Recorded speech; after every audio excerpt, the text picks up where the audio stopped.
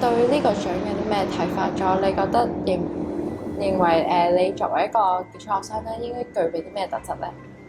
咁我認為啦，作為一個傑出學生，你要夠全面嘅，你要知道好多嘢啦，識做好多嘢啦，先可以先具備一個傑出學生嘅品質。同時間，因為你要識好多嘢，做好多嘢，所以你要夠努力啦，夠勤奮啦，先可以能夠做到呢啲。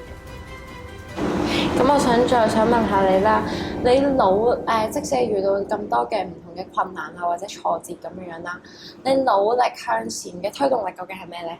努力向前嘅推動力，啱啱都講過啦。我想從事一啲同醫療相關嘅嘢，咁所以因為呢個目標，我要不停咁樣努力，先可以達成。所以呢個係我努力向前嘅推動力。我想問下你啊，咁你而家拎咗呢一個咁優秀嘅獎項之後啦，你有冇諗過佢對你未來啊有冇啲乜嘢嘅幫助咁樣咧？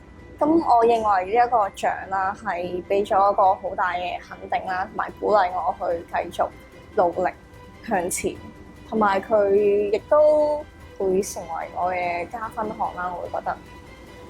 好，想問下你啦，你曾經有冇試過有一位係幫助過你，而你係最想多謝佢咧？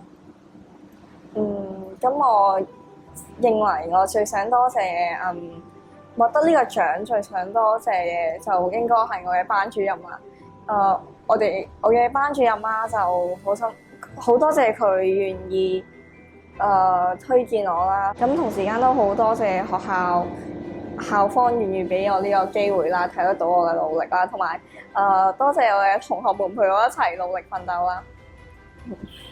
相信咧，你喺攞呢個獎嘅時候咧，一定付出咗好大嘅努力啦！恭喜晒你！